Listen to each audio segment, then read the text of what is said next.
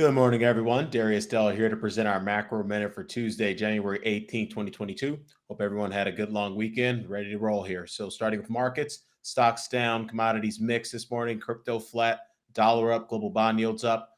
Big movers, S&P 500, Germany's DAX index, and the Russell 2000 index each down 1%.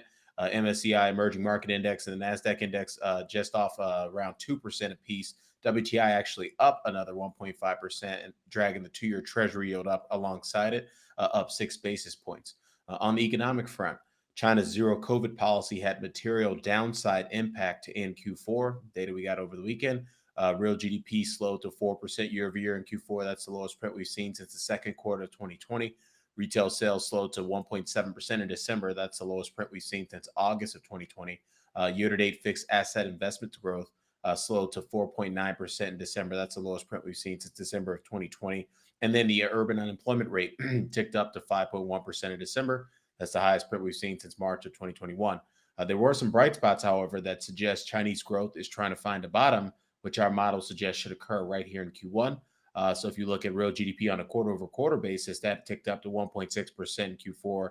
That's the highest print we've seen since 4Q20. Nominal GDP in secondary industries, which we believe is the best proxy for China's impact on the global economy, as that metric tracks world export growth like a glove. That number ticked up to 14.7% year over year in Q4.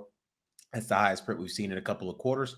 And then industrial production growth ticked up to 4.3% year over year in December. That's the highest print we've seen since August of 2021. So clearly, Omicron and Delta are not having the impact that a lot of investors expect it would in terms of further weighing on China's impact on global supply chain disruption. So taking it to the chart here this morning, what I'm showing here in the blue line is a Shibor, 3-month Shibor relative to the red line, which is China's credit impulse, and the black line is China's reserve requirement ratio for major banks.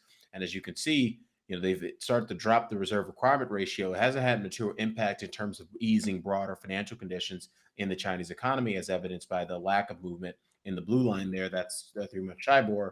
But we do see an uptick, at least a temporary uptick, in the credit impulse, which tends to be a leading indicator for Chinese growth on a 1 to 2 quarter lead. So we're definitely keeping our eyes out on that. Again, as I mentioned, our models of Chinese growth bottoming here in Q1, and we do believe that is an investable bottom. With respect to today's probable range setups, got an overbought signal in the VIX and the 2-year treasury yield, oversold signal in the Germany's DAX index, S&P 500, and the U.S. dollar versus the Canadian loonie. S&P 500, that is still bullish VAMs at the lower boundary of its probable range with 5.9% upside. WTI crude oil bullish FAMs with 9% downside versus 1% upside. Bloomberg Dollar Index neutral VAMs minus 0.6% downside versus 1.2% upside. 10-year Treasury yield bullish FAMs minus 19 basis points of downside versus 7 basis points of upside. Bitcoin still bearish FAMs minus 11% of downside versus 7% of upside.